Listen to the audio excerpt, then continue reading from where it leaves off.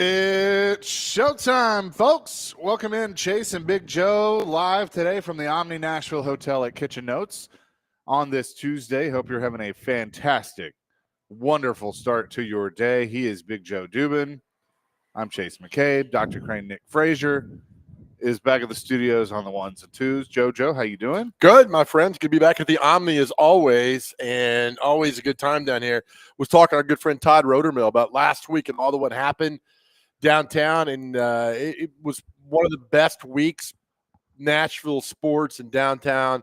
Todd said probably since the NHL All-Star game or the Stanley Cup run in 17, just kind of organic that way and kind of took over, man, and it was a lot of fun. So, but, you know, the weather's got a lot to do. It's going to be nice today, so it's going to be back downtown, man. It is. It's going to be, 72, 73, something like that today? With warm winds. I love it. I mean, it's just perfect. Sunny and 75, I would do that every day of the year. Oh, yeah. Is there a place in the world where it's like that every day? I'm sure. I'm sure those places exist. You know, in my heart. Every day it's sunny and 75. That's sweet, Joe. Except when I've got San Juan Tanejo. Yeah, right? I'll be scrubbing my boat. You and Ricky come walking up. A fantastic ending to a fantastic movie. Can Ricky get through Fort Hancock, Texas, though? Yeah, he'd be all right. Okay. Yeah, all right. You get through. I know he's got some – might have some trouble getting through the border, you know, from some past things he's done in high school. But that's okay, though. We'll make it work. That's for sure.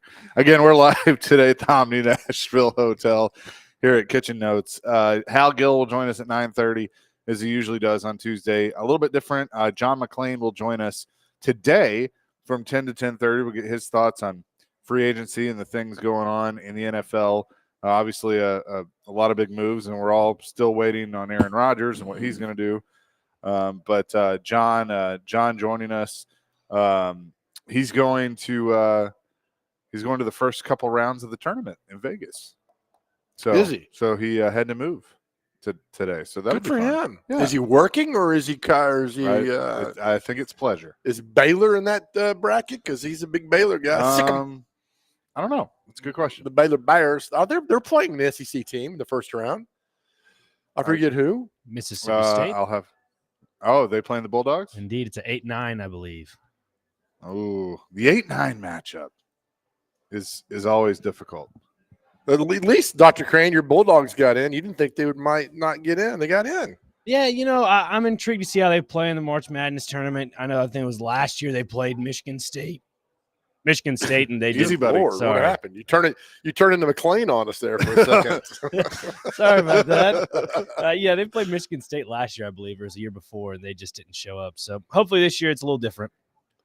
I will tell you that in gauging the crowd this past weekend, of course, Tennessee fans were here, Kentucky fans are here, but your Bulldogs brought a lot of people up from Starkville for this tournament. Where's that's in Raleigh.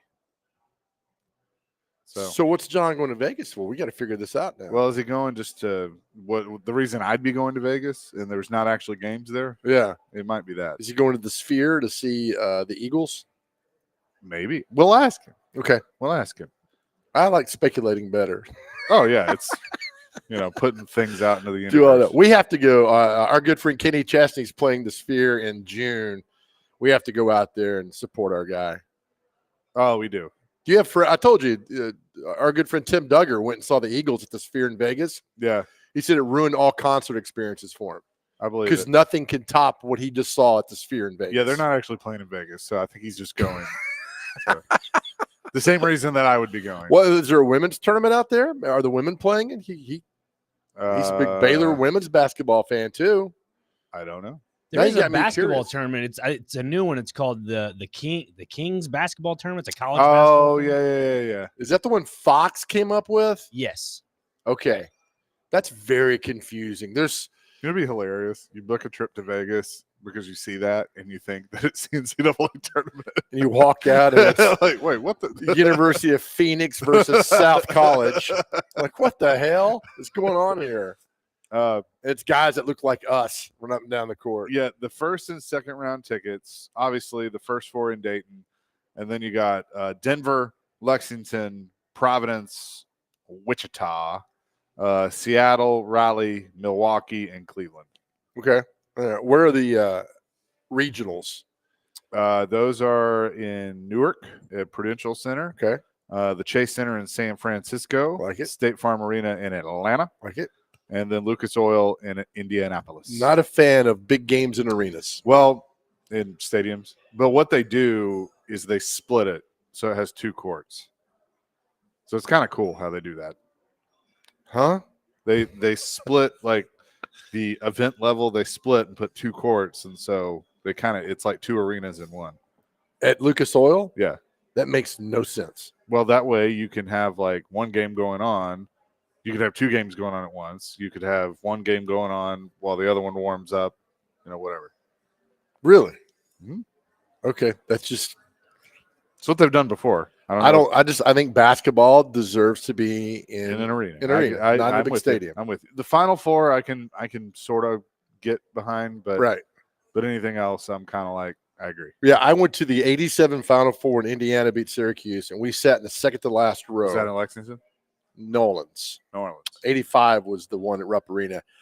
We sat so high up at the Superdome that we talked to God the entire game. It was so far up there we couldn't see anything. So my dad used to have a say, like there was one time where a friend of his gave him Titans tickets, and we were all excited because we're going to go to the Titans game. I don't even remember who they were playing, and so we get to the stadium, and he would always hand me the tickets, be like, "Figure out where we are." And so I looked at him like, "We got to go up," and he goes, "Okay." So we get to the 3rd level, which I mean, no big deal. And then I go, "No, we got to keep going up." And he's like, "Are we in East Jesus?" So we were literally on the last row of the stadium. I'm not doing that. And we got up there, we sit down, and we're both like catching our breath. And without missing a beat, he looks over and he goes, "Oh, look, there's God." I'm not sitting the top row at a sporting event. I'm not doing it. The very, very top row. And the walk up there? No, I'm not doing that. You said you had a good question of the day for us. Yeah. today. So I talked to a friend of mine down in Florida this morning, and just college with Glad them. you have friends. Yeah, That's I've good. got like 4 of them. You, Ricky, Sean, Mark, and this guy in Florida. And I said, "Hey, what's going on?" We're talking. He's like, "Man, I feel awful." I'm like, "What happened?" He's like, "Went out last night, St. Patrick's. I know I should have done it, and I feel terrible, and I'm popping Advil." I mean, he just sounded terrible.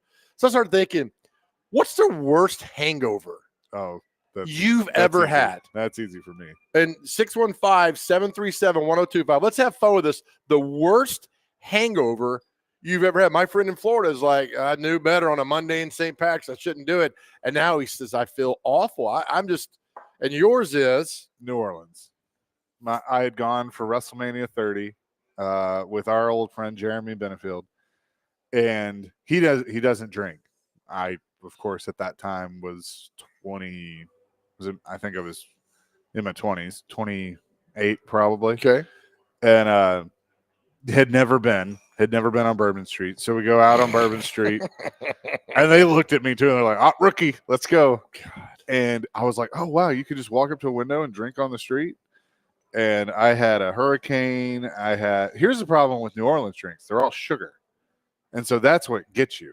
It's in the liquor, but the sugar is what makes you sick. So I get this hand grenade thing that has like 4 different types of liquor in it, Love it. and so I'm mixing liquors. Hand grenade? It was a hand grenade, and I need to look this the, up. na- the name was the name was perfect because it goes boom, and that's how you feel. Hand grenade. Yeah. Love it. So I was an idiot. I was mixing liquors. I had beer because why not at that point? And I woke You're up. young. I woke up the next morning, and Jeremy's just laughing at me because I'm like, where is that guy that hit me over the head with a sledgehammer? Because that's how I felt. I felt terrible. Like I wanted to die. My head was just pounding so bad. Oh, I'm glad you didn't die for that. Well, no, I'm glad I didn't either. And so I pop Advil. Attaboy. I think I threw up. Popped Advil, and then he's like, "Let's go get food in you. That'll help." and it did. It actually did. We went to Cafe du Monde, and I rallied. Yeah, that a So- boy. Good for you. Cafe Du Monde is fantastic. For me, and I posted a picture yesterday. I had never had Bacardi 151, Spring Break Daytona 88. And they said, hey, have Bacardi 151. You know, tough guy, life of the party. Joe here. I had the 151. I passed out probably an hour later. I slept on the beach. They couldn't wake me up, so they loaded me in the back of a pickup, and we went through a car wash 3 times to get me up and see if I could wake up. Finally, I woke up the 3rd time in the middle of the car wash, like, what in the hell's going on here? Took me back to our room. I slept for probably 18 hours, woke up, and I was like, what am I doing? And my mom's like, you having a good time down there, honey? I'm like, yeah, Mom, it's the best, as I'm trying not to throw up everywhere. But St. Patrick's is one that kind of sets the tone for your hangover the next day. So always curious about the worst hangover you've ever had. That is a good one. 615-737-1025. That's our phone and text line, driven by WilsonCountyHyundai.com.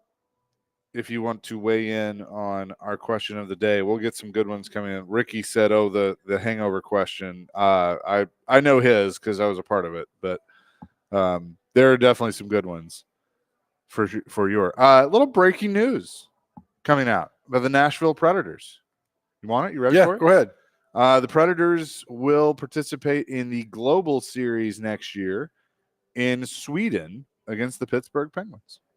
Nice. So going. Why back, is it always the Penguins? I don't know. That's our rival, I guess, international rival. But it was San Jose last time.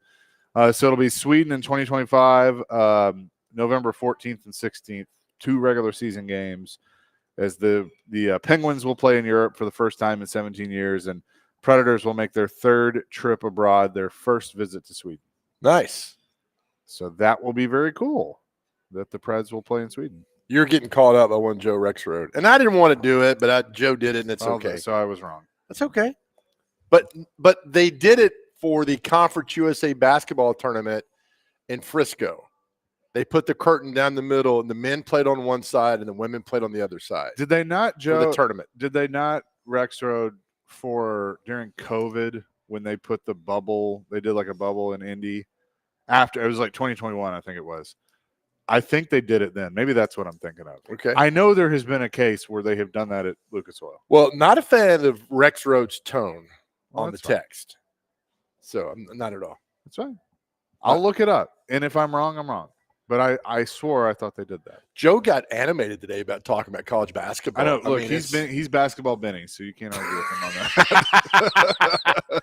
Oh, he was getting into it today about protecting the rim and getting down the court and shooting and being tough and playing hard, all that. Can I just say, if we did like a game staff pickup basketball game, within 5 minutes, we would all be pissed off at Rexroad and Willie. Yeah. Because they would get way too competitive on it. Rexroad? I don't think he'd make it down the court twice without calling a timeout. I'd foul out. I'd be like Bubba Wells. In the NBA, I'd foul out in 44 seconds like he did when he played for the Mavericks or whatever it was. I would, yeah. I'm Shaq on the court, man. Yeah. I'm just going I at love it. it. Can't hit free throws. But the guy I'd worry about is that Robbie Stanley. Oh, yeah. He'd be. And Brother's a good athlete. Jared would try and be Allen Iverson. He's another guy that could make it down the court twice. 615-737-1025. Our question of the day, in honor of yesterday being St. Patrick's Day. What's the worst hangover you've ever had? 615-737-1025. That's our phone and text line, driven by WilsonCountyHoney.com. Also, the Preds going to Sweden. We'll talk about that and much more. Coming up next, Chasing Big Joe live at the Omni, 102.5, 106.3 The Game.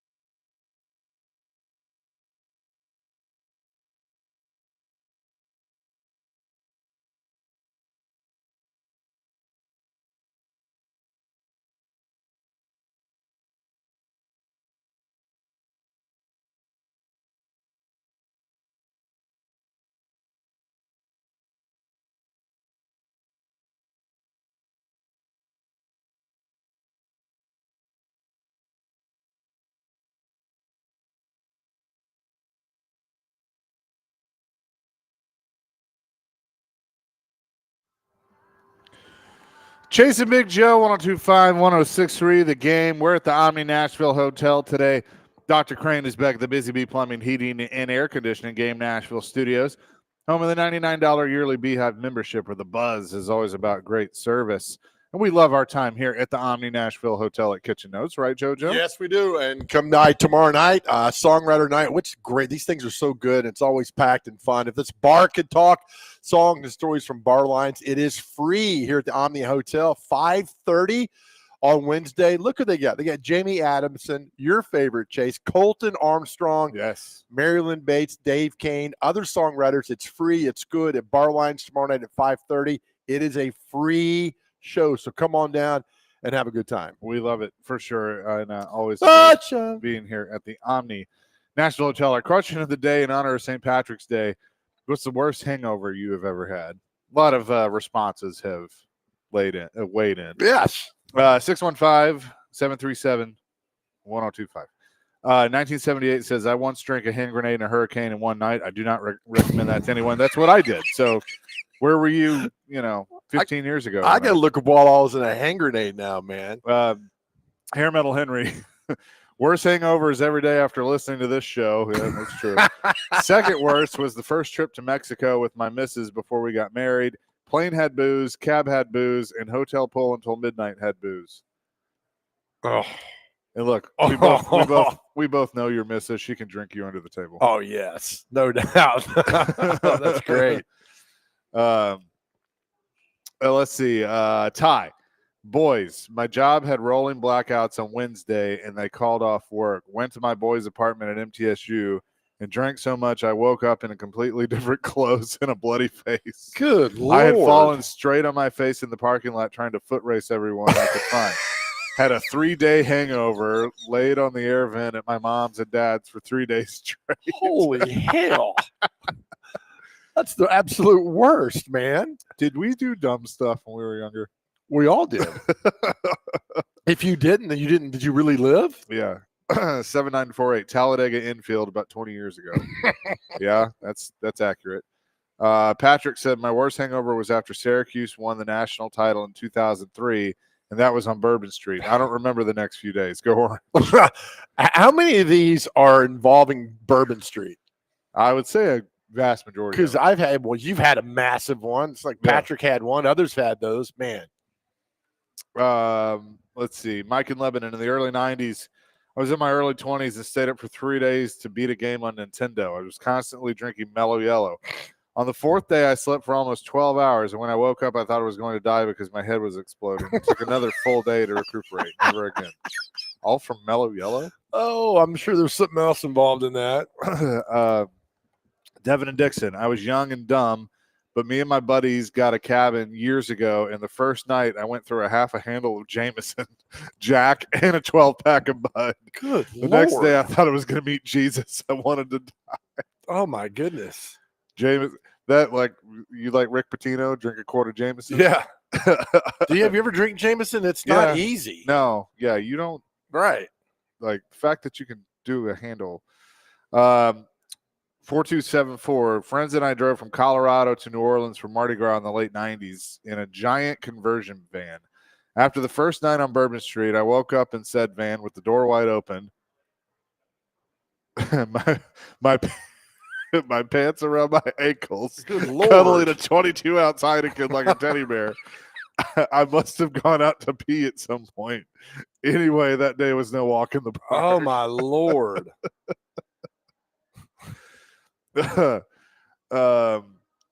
Huffy and Dixon. Currently, today's hangover is the worst I've ever had. What did you do last night, buddy? Was it little St. Patrick's Day? Yeah. And it's on a Monday, too, man, which even makes it like the long weekend and on a Monday. What's the worst sports hangover? In which way? Like whether it's a championship, like you see a team win a championship, and then next year they're just. Oh, that's a great question. I just had one that came to mind, and now it's gone. Who was it that won the NBA, and then the next year they were off? Dallas. Well, they didn't win, but they were in the championship series last year. Who won that? Oh, that's a good one. I'm trying to think without looking it up now. That was just did a 180 and were Yeah. just awful because of that. I mean, trying to think of some off the top of my head. There's the NFL one that really comes to mind. Which one? I'm saying that if, like, they win the Super Bowl and then are just terrible. Yeah, for some reason I thought the Rams in 21, but Denver. they were I good mean, in 22. Like Denver won that Super Bowl in 15, and then they pretty much have been bad ever since. Yeah, they went back to the playoffs this past year the first time. Yeah. Sports hangover, one that's a good one. I'm sure it involved Bourbon Street too, in some way, somehow. Probably. For a team winning in the Superdome, I don't know, man. That's good. I mean, it happens a lot because that's why when it's rare for a back-to-back. UConn did it in basketball the last 2 years. And they probably won't three-peat because they've definitely taken a step back. I know they're in the tournament, right? But as far as the sports hangover, man, I don't know. There's been, my goodness. It is funny though. The only time I've been to the Superdome was at WrestleMania, but like there was this kind of just aura walking in there. It's the best, because it was just like, this is the super, and then it'd been redone and all that stuff. Like, just a cool. And we did press conferences before, so I got to go like downstairs, where the locker rooms and stuff are, and like it's cool. I mean, think about the Pope went there one time. Yeah. U2 played there. Taylor Swift played there. I mean, all the sporting events that played there. Cowboys beat the Broncos in the 77 season or 78, whatever it was, down there. I mean, so on and on and on and on. The Super Bowl after 9/11 was played there when Vrabel and the Patriots beat the Rams. So I love New Orleans. You know why I like New Orleans? Because New Orleans doesn't care what you think about it. No, they don't. You know what? I think the greatest sporting event to ever be played there was, though, that Monday Night Football game when they came back after Katrina. Falcons and the that was was special. I talked to Algie Crumpler when he was here for played for the Titans. Of course, he fumbled and lost the game for him in the playoffs. But I said, "What was that like?" He's like, "We knew on the bus going over we were going to lose." Yeah.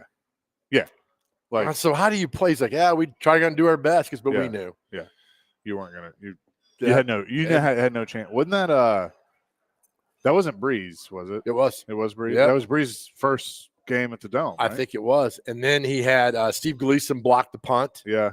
Which they just statue out front of the Superdome. They're doing that. So that was an amazing night. Reggie Bush was on that team. And it was something, man. I'll never forget watching that. Sean Payton's first game or second game or second season. Was he there in 05 or 06? I don't remember if he was there in 05. No, I think it was the dude that he came here for a little bit to coach linebackers. Jim Haslett? Yeah, Haslett. Peyton started in 06 because I think him and Breeze arrived together in 06. They did. Yeah. Haslett was the coach before because I told you that's when he had Aaron Brooks on that team. And I was like, get rid of this quarterback. Yeah. And that took off. That was an amazing moment watching that. Yeah. I mean, I remember watching it at my house going like this. Yep. And then and everybody became a Saints fan. Oh, yeah. And the next year, Mr. Monday Night lit the Saints up on Keith Bulluck, had 3 interceptions. Yeah. And then Vinny Fuller had a pick 6 in that game, and they beat the snot out of New Orleans that night on Monday Night Football. Really? That's funny. Oh, yeah. Vinny Fuller. Yeah, let's see. Breeze in that game. That was the 3rd game of the season. Breeze didn't throw a touchdown pass. Against the Falcons? Yeah. Probably didn't need to. Yeah. He only had 191 yards, but he was 20 of 28. Not bad. But yeah, it was crazy. 23-3 was the final score of that over night. the Falcons. Coming up next, we'll talk to Hal Gill. Preds back home tonight. We will get his thoughts on the Sweden trip and everything going on with the Preds. We'll do that next. Live at the Omni Nashville Hotel at Kitchen Notes. Chasing Big Joe, 102.5, 106.3 The Game.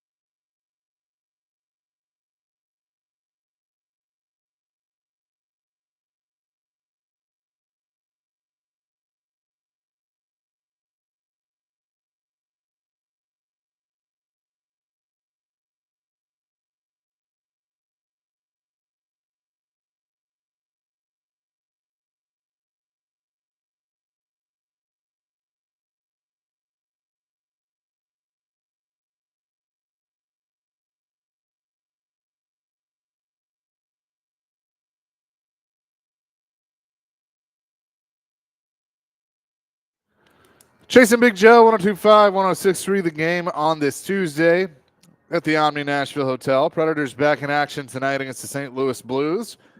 I'll have pregame coverage for you tonight, starting at 6 o'clock at Bridgestone Arena. We say hello now to Hal Gill, who joins us, and Skillsy. Going to see the Blues 3 times in the next 10 days, so these two teams better get used to each other. Yeah, Central Division heat up coming in. Unfortunately, Preds are on the outside, but St. Louis is chomping. They're right there. They're playing some good hockey, and I expect they're going to be coming pretty hard, so the Preds better be ready for it. Yes, for sure. The announcement coming up this morning that next year you get to take a little road trip to Sweden, which is going to be a lot of fun in November against the Pittsburgh Penguins.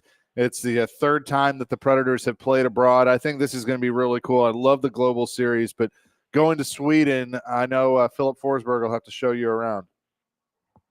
Yeah, I'm excited about that. That's it's cool. I think it's a lot of work. It's a lot of for the NHL. It's not easy to pull these off, but I think after I was over in Sweden with Pittsburgh, and just the reaction that to see the young kids that have never seen their heroes play in person, it's like it just blows their mind, that they're actually in their town and playing in their country and on their ice. It's like it's something special. So I'm excited to see that, and I think it's a great way to grow the game. I think eventually the world is getting smaller, and I think it's a lot easier to get over to Sweden. So why wouldn't we go? Why wouldn't we go and play some hockey over there? It's cool too, because I remember a few years ago when they went to Switzerland and just the pride on Roman Yossi's face to be able to be in his home country and like show his teammates. I feel like, Phil, it'll kind of be the same way. He's one of the main Swedes, Adam Wilsby, of course, from Stockholm as well. So, I mean, there's still a large group of Swedes on the team, and it's going to be really cool. Yeah, those guys, I feel like we kind of we're NHL centric here because that's our big league, and that's what the biggest league in the world. So in North America, we focus on the NHL, but like those guys grow up wanting to play in their hometown and play for their big club there in the Swedish league, and to have that dream, to live that dream, and then to go forward and play in the NHL is like the next level. So to go back.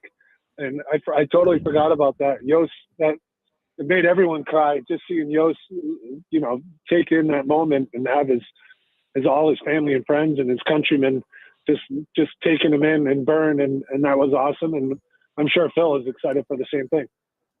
Talking to Hal Gill on the Chasing Big Joe show. Hal, are you a little under the weather, my man?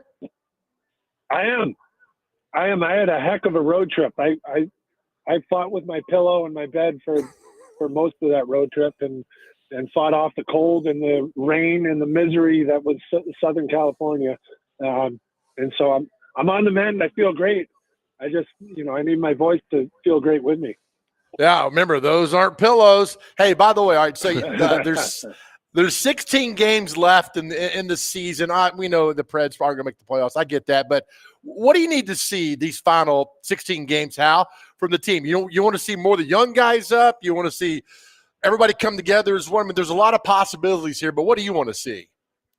Well, I think I want to see a lot. What the coaches want to see is, a little bit of chemistry, a little bit of team identity, a little bit of, hey, this is the way we play, and this is what we do, and this is how we can do it, especially at home. I think when you're at home, you want to give the crowd something to cheer about. You want to play well with each other. And then, outside of that, I think it's just, can guys make plays? Can we look, I want to see why Svechkov is so good. Show me something. I think he's shown at spurts where he can drive through the middle and make a hard play. But I want to see more of that. Sometimes in Major League Baseball, when they know they have the playoffs in September, they'll shut down their one or two starting pitchers just to, look, there's nothing to play for. would you be okay if they like, all right, we're going to shut down, Stamkos or Marcia Show or Shea, or is that a mindset you can get under, or is it like just play to the season's over with? Because really, there's nothing to play for right now. Yeah. No, I think there's integrity that goes with that, and I've been in that situation where no one really wants to finish off the season out of the playoffs. It's the worst. It's a grind, and it's not fun. You try to make the best of it, but ultimately you want to be playing for something. But if you're not hurt, you got to play. And so I think if you do have an injury, there's no sense making it worse. And so if you're legitimately injured, then maybe, if it's a Game 7 Stanley Cup final, you're playing and you're going to play through that. And if you're trying to fight to get into the playoffs, you're going to play through a torn rotator cuff or whatever. We always hear at the end of the season, everyone's got all these injuries. There's no sense in playing through that right now. So I think if you're injured, step aside, let someone come in and show what they're all about. But if you're healthy, you have a job to do. You got to go out there and play, and you got to play hard. Hal Gill is with us on the Chasing Big Joe show. What's kind of been your thoughts on some of the new acquisitions that were made around the trade deadline and how they fit in? Yeah, Bunting, I think, comes as advertised. He's just jumping into a system, but you can see that grit around the net. You can see the fight for pucks. You can see that intensity, and I think he's brought that. Now we just got to see where he fits in and how he's going to fit in with the team. The other guys, I think we're looking at Vrana as like, this is his showcase. Can he show that can be part of a winning team? Can he contribute and give something? He had the goal and he's had some good looks. Can he build off of that? And I think, you look on the back end, the defense, really everyone's on a showcase right now. I mean, you got a bunch of young guys playing alongside Brady Shea, trying to learn as much as they can from him and help him as much as they can. But this is their chance to say, hey, I deserve to be in this lineup when the new season comes around. And so, they look fantastic. What did they give up? 6 shots after 2 periods, which is kind of crazy in the NHL against LA. And I think they look good. They look confident and strong. And so, they want to see more of that, but at the same time, they want to push their game to another level and try to prove that they belong there. Hal Gill is with us. And look, I like having these guys here and, obviously how they've contributed, but, kind of looking towards the future, do you think there is going to be an opportunity that we could see Joakim Kimmel again? He played in a couple of games earlier this year, maybe a Reed Schaefer, some of these young guys, or do you think the plan is to, as Barry Trotz likes to say, let them bake in the minors, maybe over bake a little bit, and then see what they got in training camp? Yeah, well, it's tough because, they're trying to define a culture here. And if you bring young players up at the wrong time when they're not really defining a culture and they're not playing the right way, then you can slow a guy down. That being said, if they can bring guys up and they're kind of tough, they're in a tough spot because they had their 4 call-ups, and so now they need an injury to bring up younger guys. But I think it's a good opportunity for some of these young guys to come up, and I'd love to see Kimmel. I'd love to see these young guys come and Schaefer and see what they're all about and see if they can play at an NHL level. Especially, I think, when there's no pressure involved. It's hey, go play your game. Don't worry about it. Win or lose, we just want to see what you're all about. And so that sometimes can be a good mix of hey, NHL experience without the NHL pressure. Hal, I have to ask you our question of the day, and this could be dangerous, but in honor of St. Patrick's Day being yesterday, some people might be feeling it a little bit today. What's your worst hangover? Oh boy, that's a tough one. You know what? I don't really. I guess when I was younger, I had some good ones. I will say I played in a Hockey East ECAC All-Star game, and we all went out before, and we thought it was, we're having a good time, and it was just an All-Star game, and I woke up for morning skate, and I was pretty hungover. I didn't feel too good. I grabbed a bagel and walked into the rink, and I did not realize that it was a 12 o'clock start, and so there was no morning skate. Oh It no. was we were fresh on the ice, and I hate to say this, it was probably the best game I've ever played. So, not to say that I went out and tried to be hungover more often, but I did say, wow, my hands feel pretty good when I'm a little bit on the shaky side. That's fantastic. Skillsy, thanks so much. We will see you later tonight at the arena. Sounds good. Enjoy the game, guys. Yeah, absolutely. Hal Gill joining us here on the program. Of course, helps us out here on the radio side and also the TV side. Good man. With FanDuel Sports Network. A great man for sure. He is. And look, Skillsy's seen me at my worst at times on the road. That's so good though. yeah. So for you, Chase McCabe, coming up next, we have a special guest who's calling in to talk about hangovers. Okay. You don't know who it is. Okay. He texted me. It's a special guest. You'll like this. Special guest. All right. Talk about his hangover. We will do that coming up next. Chasing Big Joe, 102.5, 106.3 The Game.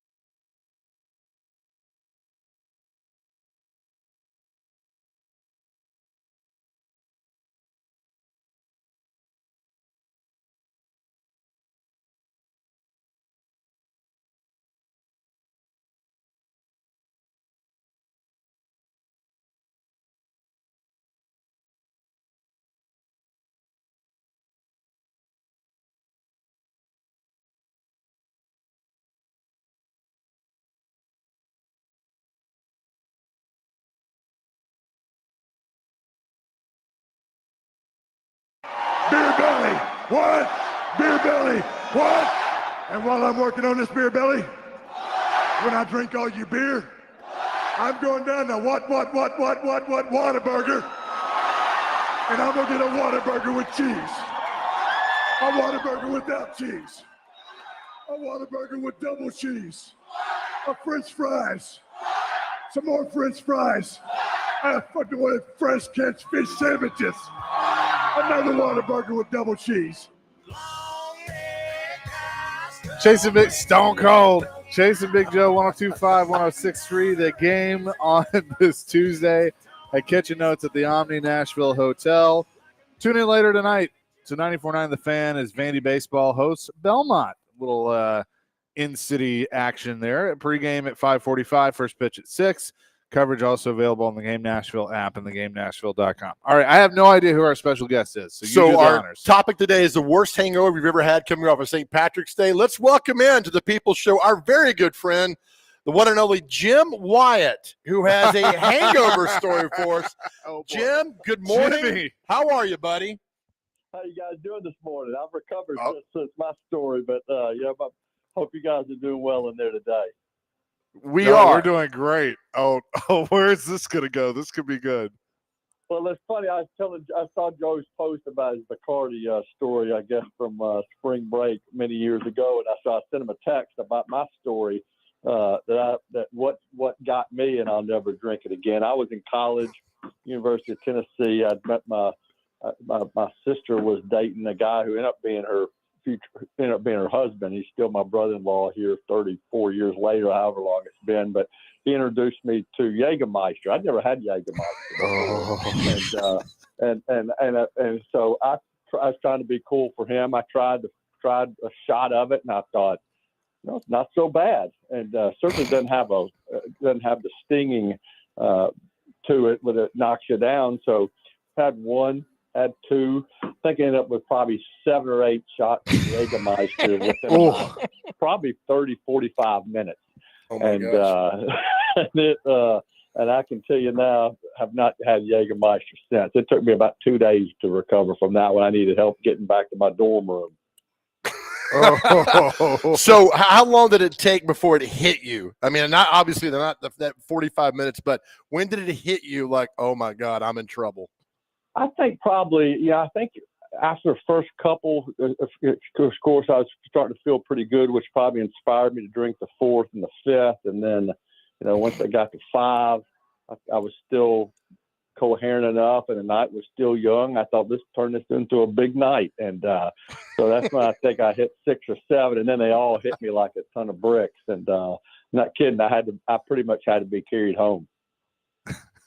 Well, Jimmy, I was wondering if it was going to be 2016. I think it was your birthday, where we all went out after it was the last preseason game of that season, and it was me, Ricky, Amber, a bunch of media people, and it was Jimmy's birthday. We refer to that as Wyatt Fest, and it was quite the night. Yes, I do remember that. I have a couple of big nights every once in a while, not like I used to. I kid people now. I grew up in Nashville about the same time Joe did, and there weren't many places around here. There was an Ace of Clubs was downtown. There's a Heartthrob Cafe was over here, Metro Center. Yeah. When I stand on the practice field, look out over the lakes, I sometimes flash back to the Heartthrob Cafe on my nights in the town there. And then, of course, the exit in. I mean, there were a limited number of places to go to when we were growing up, and I love Nashville now and love to see so many options when you go out. But I wouldn't have, if I had all those options back when I was growing up, I never would have made it. I mean, it was. So nothing on Broadway every night, acting a fool. Oh, I'm yeah. sure. Nothing on the Strip in Knoxville when you were in college? Oh yeah, there's a place called the Last Lap, certainly in Quarters. The funny one is the library because that's back then. You guys, Chase is younger than Joe and I are, but back in the day when you were in college, you had pay phones or you had, just one regular house phone. And my dad would regularly call to my roommates and say, "Oh, no, he's not here. He's at the library." And my dad said, up here. And I was at the library which was the famous bar and nightclub on the Strip in Knoxville. Yeah, I had some big nights there too. All those places. Oh, that's great. Sad when I go back up there because those are the main ones: the Last Lap, the Library, Quarters, Copper Cellar. There were a bunch of other ones, but I closed all those down most nights around 3, 4 in the morning. Well, those were good times. But quick story: I had a good friend of mine got beat up by Tom Muslinski at the library because Tom was a bouncer, and my friend smarted off to him, and Tom popped him in the face. So I'll always remember that place because of that. So you've never had Jägermeister since then? No, even the smell of it for a while would about cause me to get sick. I won't even get close to it. And I was always probably mostly a Jim Beam guy back in college, but I branched out on the Jägermeister, and I'm not kidding. I have not had it since. And I know that drink's Bacardi for you. I know it's tequila for some other people. Everybody's got their one, but that's Jägermeister's it for me. That's awesome. Jim, it is good to hear from you. I know it's kind of been a busy few weeks. How do you feel about how things have gone for the Titans? Yeah, I think certainly offseason was just about kind of filling holes, and I don't necessarily think this is what the off seasons are going to look like moving forward for Mike Bergonzi and Chad Brinker and this new crew in place. I think what you want to do is try to get it to a point where you're just supplementing in free agency and then building through the draft. But the way things are right now and the way they were certainly at the start of this offseason, this team has a ton of holes. So that's why you've seen so many players sign, 9 of them total. Really Dan Moore, the left tackle from Pittsburgh, he's the kind of the exception in that he's the one that got the big money deal. But most of the other ones pretty modest contracts and really just helping get this team to a point where it can compete and now try to add some more players in the draft and maybe in another round of free agency. Still a lot of work to do. I mean, this was a bad football team last year. That's why they're picking number 1. That's why they finished 3-14. And so it's, I think everybody now is freely admitted that this franchise is in a bit of a rebuild. And I think some good acquisitions, the offensive line looks different, certainly with the addition of Moore, and then you bring in a veteran tackle in Zeitler who's going to play guard, and that's got to be better. And now you got to figure out what you're going to do with number 1. All signs point to a quarterback, but I think there's still some curiosity on what some other teams in the league might be willing to do to get up to that spot, and that can make you think as well. Well, I look forward to your draft when you ask all of us our picks, and hopefully it'll be about number 1 overall, because that's pretty cool to be able to do that. Jimmy, thanks for the story. Thanks for calling in, and we'll talk to you soon. Okay, that's fun. I appreciate it, fellas. Have a good day. Absolutely. You too. Jim Wyatt, TennesseeTitans.com. You can find his work there. I had to get one Titans question in. What's it's Jim Wyatt? But we also know we need to describe him as Jim Wyatt. Best guy ever, nicest guy ever, Titans Report, Titans.com, and recovering Jägermeister. We need to figure out how to get this story to Brian Callahan, and in the first press conference of the year, call on Jim, be like, Jaeger? Or can you imagine the press conference sponsored by Jägermeister? Oh, even better. Coming up next, we will talk to John McClain, get his thoughts on free agency and everything that's been going on. We'll do that next. Chase and Big Joe live at the Omni Nashville Hotel, 102.5, 106.3 The Game.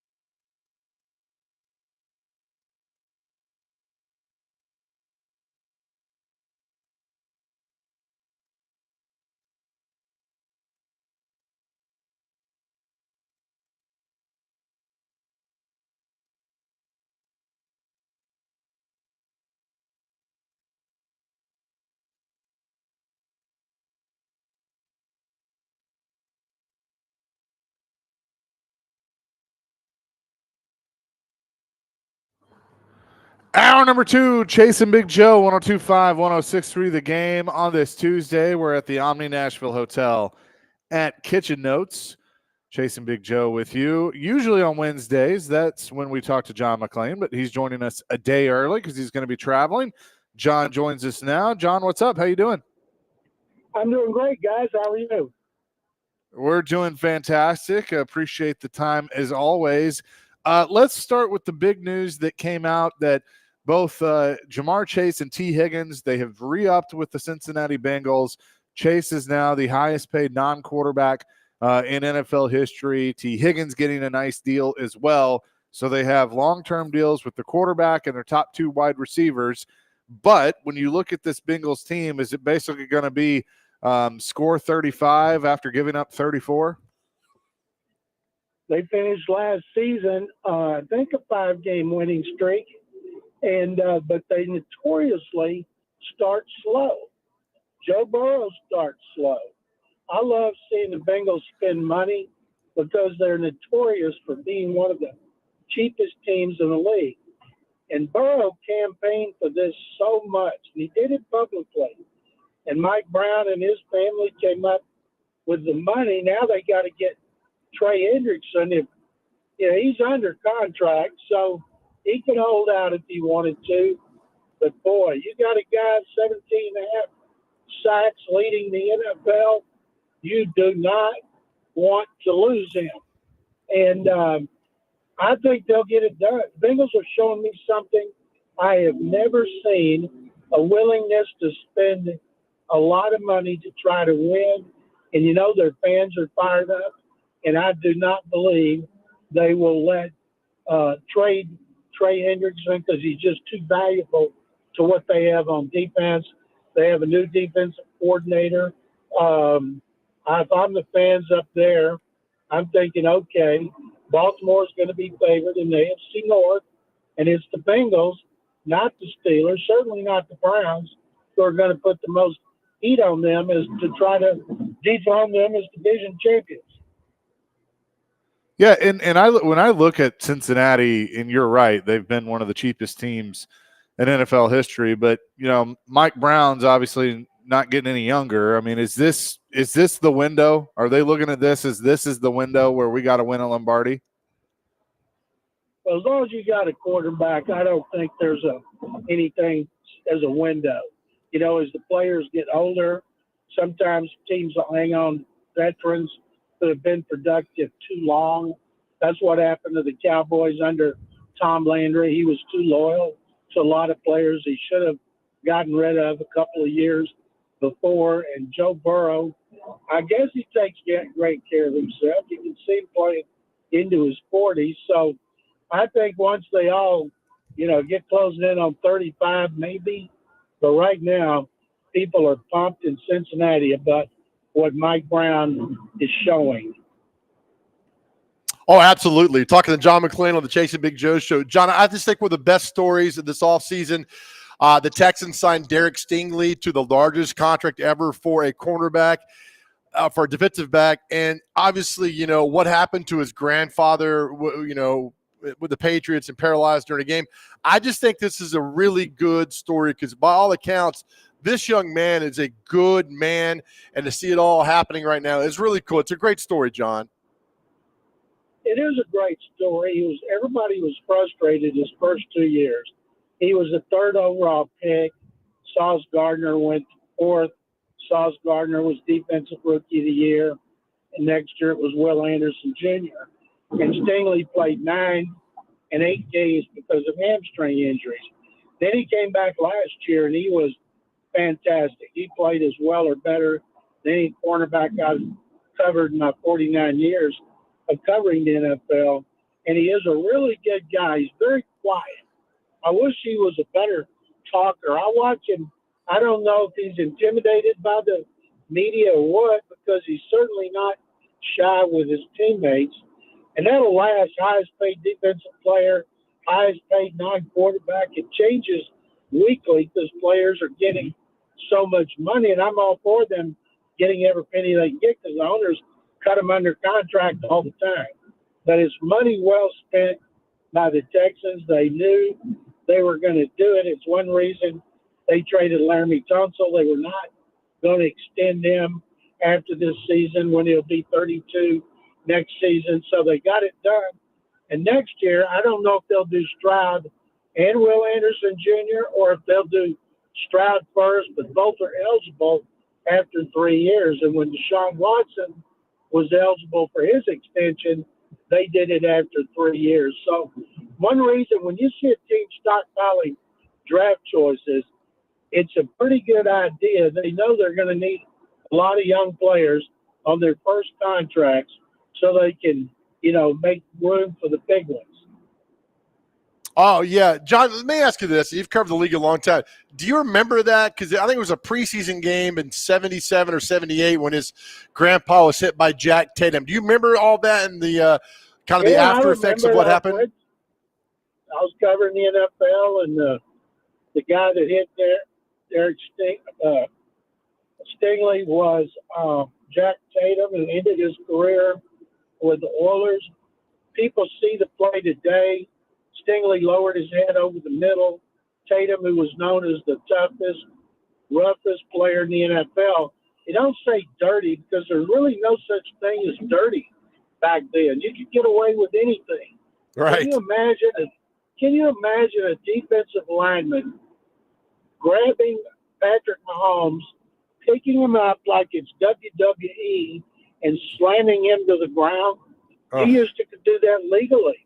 You could hit him in the head coming across the middle with a padded forearm. You could go for the knees. You could do anything like that. And not only was he not fined, Tatum was not penalized. And it was a preseason game, and Stingley was paralyzed the rest of his life. And Jack Tatum, when he came to the Oilers, I did a big story about him in 1980 preseason about what he went through after that, knowing that he had paralyzed the guys. So, yeah, that was a big deal. And Derek Stingley Jr., he doesn't talk much about it. His dad's more likely to talk about it. And but he's not a great player to interview, but he is a great player to watch. Love it. Yes, he is for sure. We will have more with John McClain coming up next here on Chasing Big Joe, 102.5, 106.3, The Game.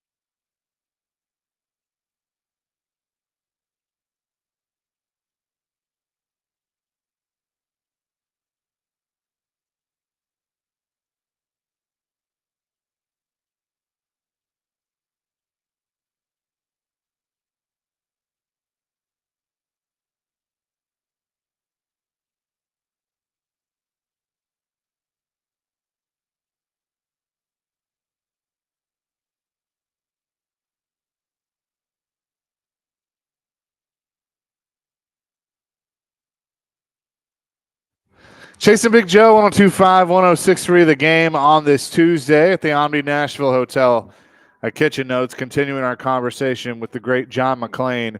John, I saw on Twitter earlier today, and I can't believe this, that it's been 3 years since longtime NFL reporter John Clayton passed away, and obviously we all know him from ESPN and his time in Seattle.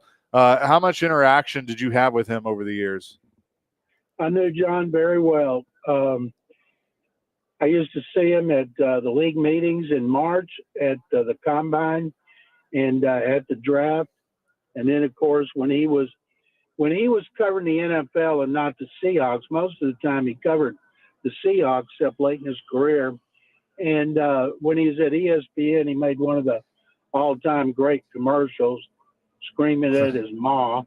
And boy, when I think about all the writers, Don Banks from Sports Illustrated, Steve Schoenfield from Phoenix, they're just, as I get older, more and more are gone. None is missed more than John Clayton. Yeah, he was always great with us. As when I was starting my career, he was one of the first that I'd reach out to get on, and couldn't have been nicer. So obviously missing John Clayton 3 years after his passing. Now, you have been coming on this show and been very, very steadfast that the Titans are taking a quarterback number one overall. Now it seems like everybody is starting to agree with you. But when you look at that offensive line, you look at some of the moves that they've made, to me, they're all pointing in that direction, that they're gearing up to have a young quarterback, and especially with the O-line, they want to protect him. Is that what you're seeing too? Absolutely. You don't get the number one pick and have a desperate need at quarterback without quarterback unless they're clearly not worth it. And I read some of these experts, and I trust a lot of them. One of them I saw this week has Shedeur Sanders rated as a second rounder. I'd be shocked. As Cam Ward rated like 10th. Give me a break. And I talked to a guy yesterday who knows Cam Ward really well, and was talking about his personality, how hard he works, how he came from nowhere here when he was a zero-star recruit. And you don't go from zero to being the first pick in the draft without being smart and without being an incredible worker and an incredible learner. And he's improved every season. That is the mark of the kind of player you want. He doesn't have to have a cannon arm. He's got to be accurate. Today, they like him to be mobile. He has everything you want, and he's going to keep getting better.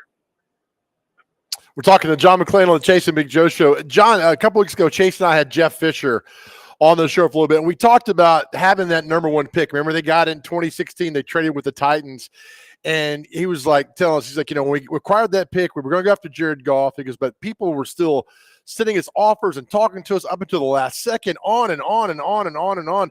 And I found it fascinating, John, when you have that number one pick, what teams will throw at you. The Giants need a quarterback. Could you see them somehow, some way offering up the farm for the Titans to move up to number one? No, I don't think number one, if you're going to go from 3 to 1, you don't offer the farm. You do that when you're like the Carolina Panthers and you go from 9th to 1. And I think that might scare somebody off right there. And there's no guarantee Cleveland's going to take Shedeur Sanders. And it just depends on what they like. But I cannot see a situation where the Titans do not take a quarterback.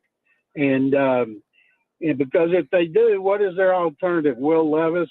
They're trying to turn the team around when they're moving into the new stadium and everything's going to be more expensive. And to get people to spend, you got to give them hope and optimism. And if you don't have a quarterback, you don't. Just the idea of taking a quarterback number one, you got 2-3 years for him to show some progress. He's played enough in different systems. He's played in 3 different systems, Cam Ward has. And I think that's good because he showed he can adapt, adjust to whatever they're teaching him, new teammates, new system. I think Brian Callahan would like working with him a lot, unless they pull a fast one and take Shadur Sanders, which I don't think they will.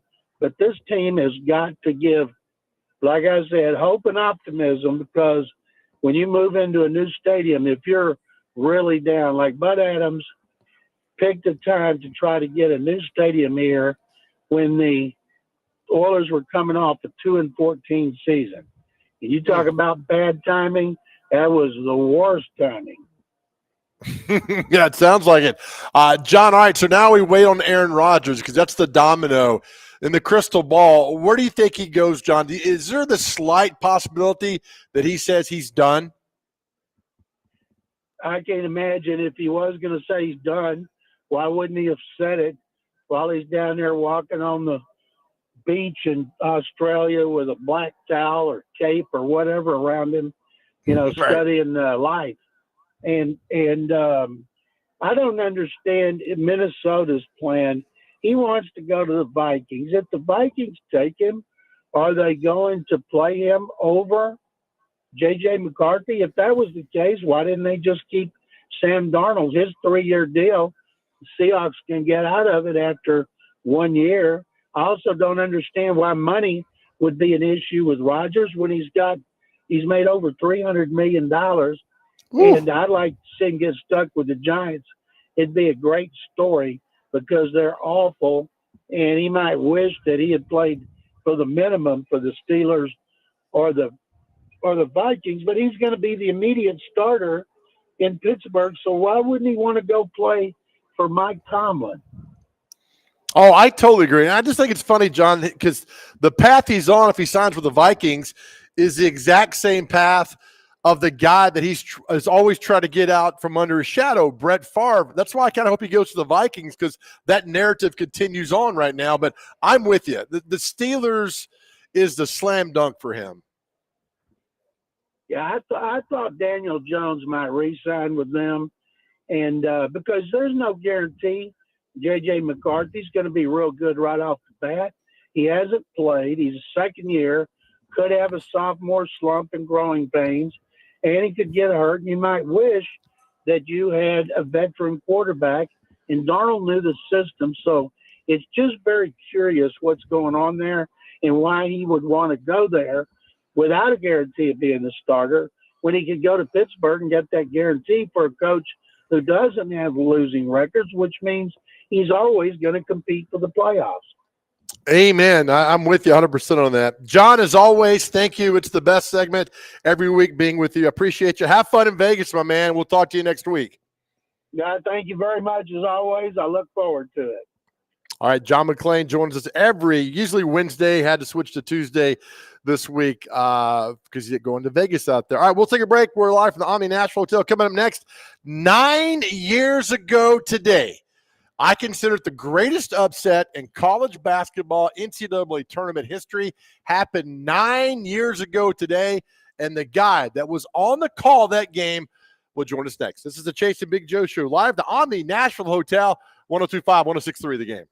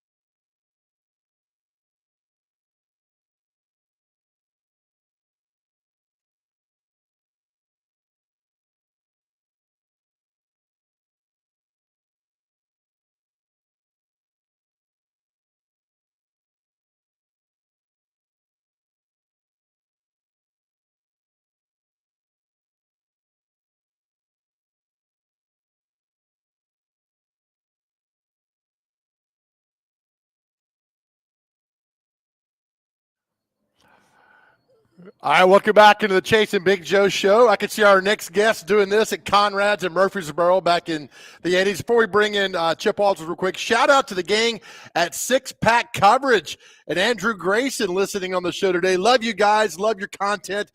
Should follow them on Instagram. They do a great job. Six Pack Coverage. Andrew, thank you for reaching out, my man. Let's bring in Chip Walters.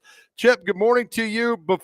Let's talk about what happened 9 years ago today. Let's talk about what we need tonight because the Blue Raiders are in the postseason taking on Chattanooga in the NIT. Yeah, I appreciate it, Joe. And while you were probably a Conrad's guy, I was a Daddy Rabbit guy, and back in the day. And matter of fact, I used to spin a few tunes there as a DJ at Daddy Rabbit. But between Daddy Rabbits and Faces, that was a lot of my time back in the early '80s as a student. But yeah, and you talked about what happened 9 years ago. I'm so fortunate that number one, I was able to broadcast the Michigan State game 9 years ago, but I was a student and was at the Kentucky win in 1982. But we'll get to that in a minute. Talk about tonight, Middle and Chattanooga. You got both teams got knocked out of their conference tournament in the semifinals. Chattanooga's 24-9. They're really good. They had a 12-game winning streak at one point during the season that included 8 straight on the road. And they've rolled. They're similar to Liberty in their style of play. But it's a 7 o'clock tip-off. That's the big thing we need to know. The other thing is tickets. GoBlueRaiders.com/tickets. Go right there. Easy link to get to. GoBlueRaiders.com/tickets. You'll scroll down. You'll see the NIT logo. I checked it out yesterday. $25 for adults. The NIT sets those ticket prices. And for 17 and under, they're $15. And they're all general admission, which means the earlier you get to the arena, the better your seats are. It's not, if you had season tickets, you're in a certain section, you don't necessarily have those for tonight. It is all general admission. And I think back on a couple of recent NIT home games that Middle had, one against Vermont and one against Minnesota, where it was a GA admission like this. And the atmospheres were absolutely fantastic. And when you look at Middle's history in the NIT, especially at home, it's been something special, going all the way back to 1988 when they beat Tennessee and Georgia in back-to-back games at home. And, it's just been a lot of fun. This is Middle's 5th trip to the NIT, and it's been a tournament that's made some great memories for Blue Raider fans. We're talking to Chip Walters on the Chase and Big Joe show live from the Omni Nashville Hotel in downtown Nashville. So you talk about this game, it's tough to get in the tournament. We know this every single year, but the second chance now for teams like Middle and Chattanooga and FAU that's in it, this is fun, right? I mean, this is supposed to be fun tonight, right? Well, I heard this morning on a show, Richie McKay was talking, the coach at Liberty, he was talking about what it's like being in a mid-major trying to get into the NCAA tournament. When this SEC 14-team thing is crazy with a bunch of teams under 500 going and all that. He goes, as a mid-major coach, he goes, it's like trying to thread a needle in the dark. And because most mid-major leagues have become or one bid leagues, and that's what happened here. And then, so make the most of your opportunities that you get in the postseason. And the NIT is one of those where you have a chance to make a run. If Middle wins tonight, they're going to play either Dayton or FAU, and depending on who wins that game, Middle could be hosting again on Sunday. So there's a lot of excitement that goes along with it. We've seen it before, and the crowd it really makes a huge difference in getting the juice flowing in the arena. Coach McDevitt had a practice on Sunday afternoon before they knew they were in and knew they were going to host. They didn't know the opponent, but So they had a practice Sunday afternoon for about an hour, got them in the arena, and just kind of went through running all of their stuff, out of bounds plays, sets, all that kind of stuff, just to make sure they're dialed in on their own stuff. And I went by there just to kind of make sure, just to kind of look at body language, things like that. And there was a lot of smiles. They were bouncing around pretty good, and they made the practice competitive. So it's one of those things when you get to this point, you want to have a team that wants to continue playing, and this team really wants to continue playing. It doesn't guarantee you any wins or anything tonight, right? But it sure puts you in a good mindset, and to go out and for the coaches gives you confidence that you're going to have a team that's going to be ready to go tonight. And this team has been that way all year long. It hasn't been perfect, but this has been a mature team that has soaked in scouts. They have not panicked. They have continued to, they made a great run at the end against Jacksonville State, just came up 2 points short. So, tonight it's a fresh start again for everybody. And for Midland Chattanooga, I think both teams, feel like there's meat on the bone out there for them. And it starts tonight with a good local matchup. Oh, I totally agree. Talking to Chip Walters, it's not every year that you get a postseason basketball tournament on your campus. All right, Chip, 9 years ago today, Middle knocks off Michigan State. And I was looking at this. Bracket-wise, this was the greatest upset ever because so many people had picked Michigan State to win the national title bracket-wise, and Middle knocked them off. When did you realize in that game, Chip, where Middle was going to win? For me, they couldn't stop making three-pointers. I'm like, they're going to win this game. But for you, you called the game. When did you realize Middle was going to win that game?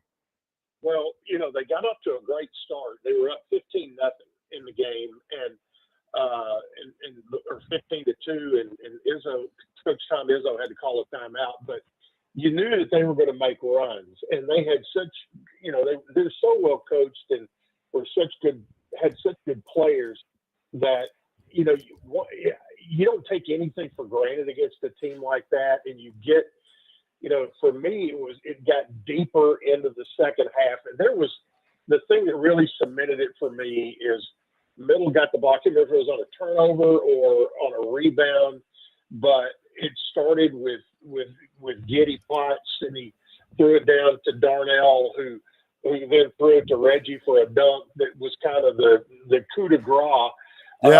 Because Michigan State had made a run, but the ball never touched the floor, except one time. Darnell bounced it and then shot a pass to Reggie, who was streaking to the goal. But that was the moment then that you knew, okay, they can't catch us now. And I thought the key to that whole second half that year was that while Michigan State made run after run, Middle never let them get the lead.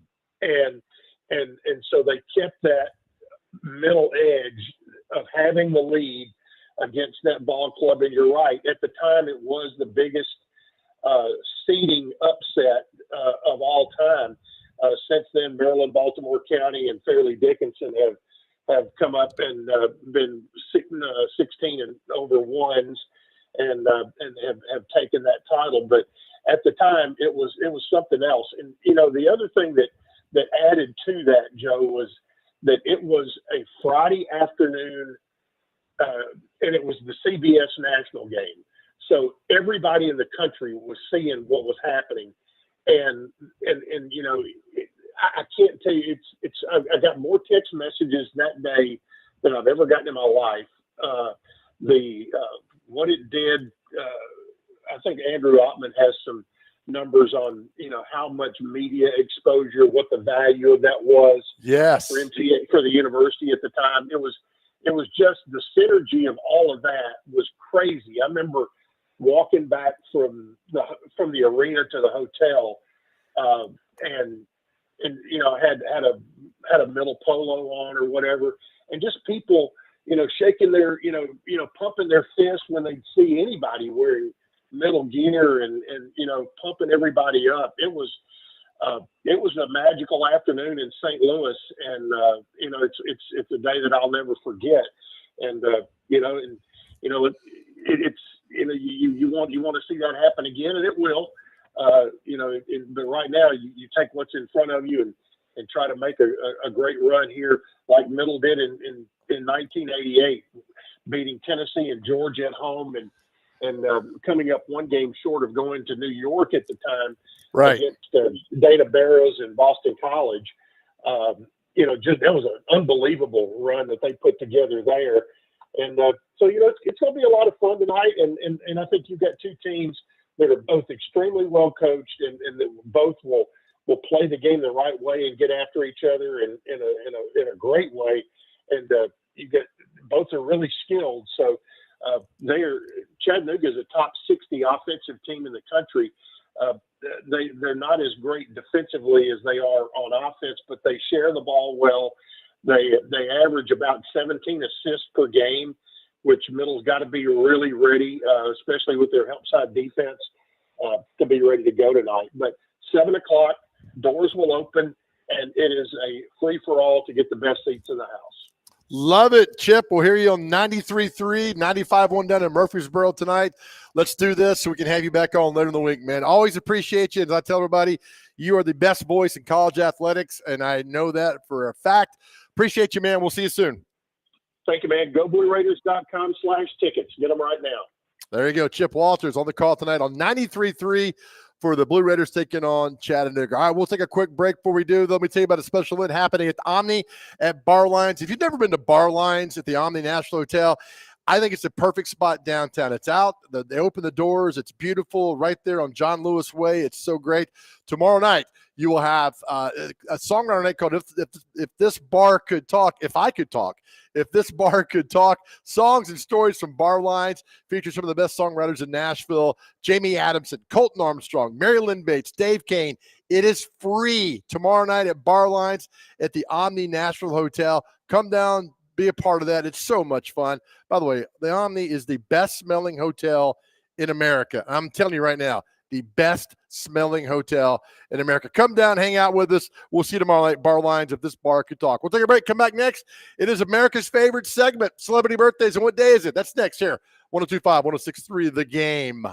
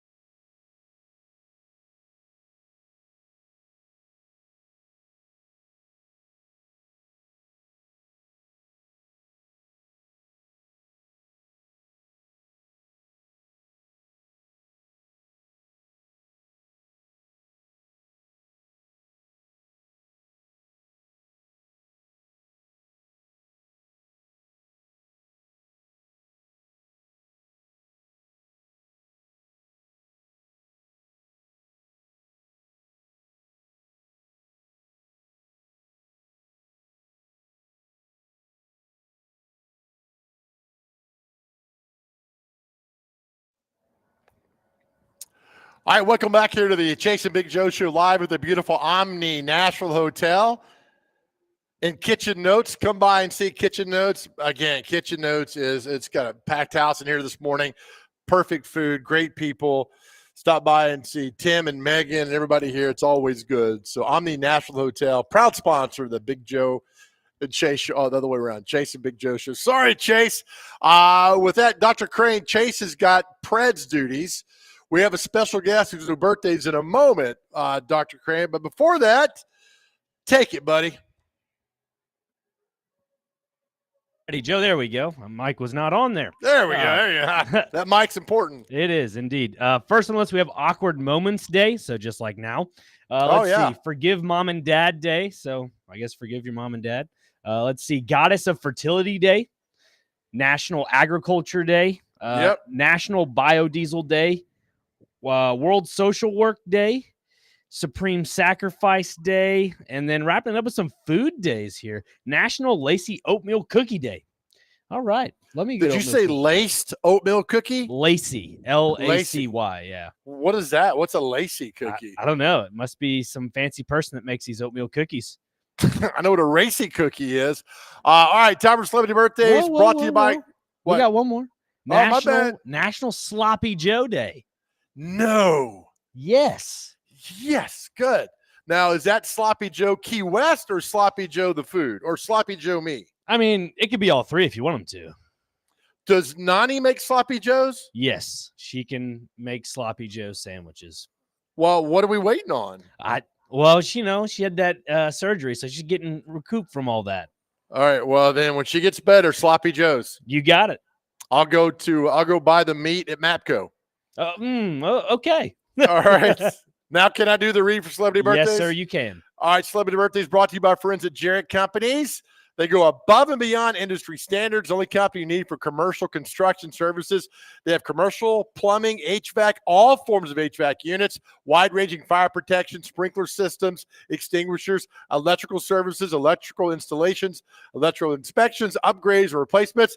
Visit them at JarrettCompaniesInc.com, JarrettCompaniesInc.com. On our show, we have a super fan who plays celebrity birthdays with me every day. We're bringing him on, our good friend George. George, good morning. How are you? Welcome to America's favorite segment. Good morning, Joe. Thank you for having me. I was also going to remind you all it is National Sloppy Joe Day as well. Yeah, fantastic. All right, George, you always do so well when you text me after the show. So here you go. George, you go first with these birthdays. Our first birthday, you got to get within 2 years. Vanessa Williams, former Miss America. How old, George, is Vanessa Williams? Let's see. 61. 67. Did George say 61? Yes. She is 62. George is on the board. 1-0. Well done, George. We'll continue down. I like this. Queen Latifah, George. How old is Queen Latifah? I believe she is my age, 57. I'm going to go 54. She's 55. We're tied at 1. All right, I like this. I like it a lot. I got one there, Joe. 57. Yeah, he was closer, though. Oh, okay. I get it. Okay. 54. Come on, George. You play the game, buddy. Okay. Comedian Dane Cook, pay-per-view, 20 minutes. Let's go. Dane Cook. 55. 61. 53. George is up 2-1. Fun fact, George has gotten all three so far, Nick, so get on your game, buddy. Nick, a guy you love, Adam Levine, lead singer of Maroon 5. George, how old is Adam Levine? Let's try 53. 44. 46. We're tied at 2. You guys are killing it today. All right, let's go down a few more here. Don't know who that is. Never seen her before. Don't know who this is. We got some people coming. All right, here we go. Let's see here. Stick with me for a second. Actor Jeffrey Owens. He was on The Cosby Show. He dated the oldest daughter, Jeffrey Owens. 260. 63. 64. Nick, you're up 3-2. Good job. Mike Rowe of Dirty Jobs. TV personality Mike Rowe. 63. 64. 63 exactly. George is on top, Boom. 4-3. You guys are killing it today. All right, go some more here and see here. Oh, singers Evan and Jaron of Evan and Jaron. They had a big hit back in the the 90s and 2000s. Evan and Jaron. 47. 50. 51. We're tied at 4. This is amazing once again this week. Let me scoop down a little bit here and see what else we got here. All right, time for the sports part of this. Olympic skater Bonnie Blair. How old is Bonnie Blair? 62. 66. 61. George is on top 5-4. Andre Rison, former Michigan State receiver. Andre Rison. 58. 55. 58 exactly. George is up 7-4. Former Buffalo Bill quarterback who's probably still has nightmares of Javon Curse, Rob Johnson. Rob Johnson. How old is Rob Johnson, George? 51. 53. 52. That's a push, you two. Former Bronco quarterback, now quarterback coach for the 49ers, Brian Griese. Brian Griese. 51. 54. 50. George is up 8-4 on our final birthday. In honor of the Nashville Predators, former Nashville Predator, Kimmo Timonen. Kimmo Timonen. However you say his last name. Kimmo! Oh, gosh. I should know this. Let's do 49. 51. He's 50. That's a push. But the final tally, George wins 8-4. Our super fan. George, well done, buddy. Thank you, sir. All right, man. Have a good day, George. Always good to talk to you, buddy. Same here, Joe. Thanks for having me. Yes, sir. Nick, how do you let the super fan beat you? I don't know, man. I tried. Is that the best I can say? Is I tried? You did try. All right, man. Appreciate you as always, Dr. Crane. You're the best. Thank you. Thank you, man. All right. Well, this is up for us. DVD's up next. They'll I think they might be at the arena today because the Preds have the game tonight against St. Louis. Thanks always to Todd and the great staff at the Omni Nashville Hotel. And listen, we close every show out to our guys out there. If you are struggling, you need to talk to somebody on your cell phone, you can call or text 988. I have called that number. I have had a dark moment where I called that number and somebody's always there. I'm telling you, reach out to somebody. If you're going through anything in your life, please do that. I told you, your journey is a beautiful journey. Yeah, sometimes it's full of potholes and dark clouds, but that's our journey. Your journey is unique. And I'm telling you right now, every day, that if something happened to you, you'd be tremendously missed. That's why we want you to know that you are tremendously loved. Remember that we love you. More importantly, more than anything else in this world, God loves you. Have a great day. DVD's next.